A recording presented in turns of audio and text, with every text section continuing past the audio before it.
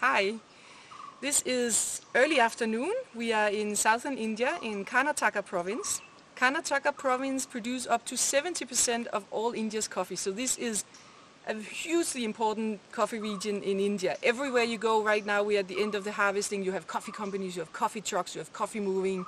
But most importantly, you see the flowering right now. And it's a very critical point in the flowering process because we had the so-called blossom rains just a little over a week ago. A week to 10 days ago, varies a bit in different regions.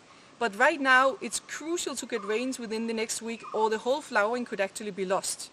What is particularly interesting about India, and what is one of these things that is a surprise to many people, even who have been in coffee for a long time, is that this is one of the oldest coffee producing countries in the entire world.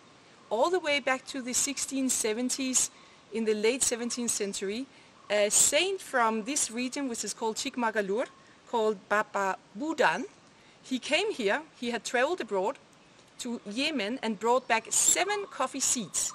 He planted them in his backyard, and that actually made India the second oldest coffee producing country after coffee moved out of the Arabian Peninsula.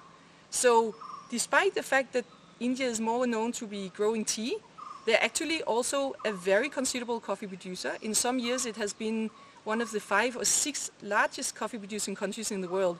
And where these first beans came to India is just a couple of hours north of this region in Karnataka, in Chikmagalur district of Karnataka state. So right now we're just going to look and take a look at the flowering because it is always very beautiful.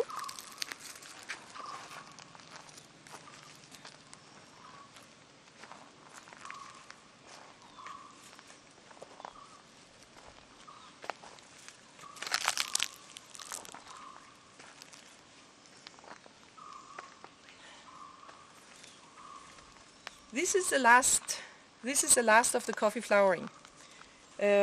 This would have rained maybe 6 or 7 days ago. This is a bit more recent than most of the estate here. We are at Balanore estate, one of the big and many old estates in Chikmagalur region. The coffee flowers are absolutely beautiful.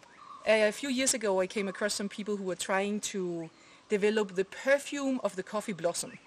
It has this beautiful smell, and you can still have, even if it's been on the trees for a few days, it has this beautiful faint smell of jasmine, and it's so fresh. And if you go closer and look at the leaves here, you will see here are a few of the flowers getting ready for the next, flower buds getting ready for the next rain, which hopefully will come. You also see here we have an old tree, an old bean that has dried on the tree and been picked up.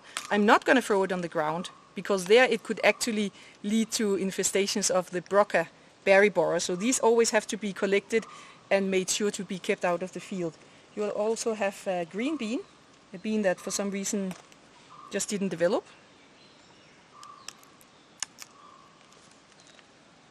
Yeah. It didn't ripen, but actually the bean was fully shaped and fully formed inside, but it didn't ripen for some reason, so this has to be going off as well. But the flowering and the flowering season in coffee, that is such a beautiful season.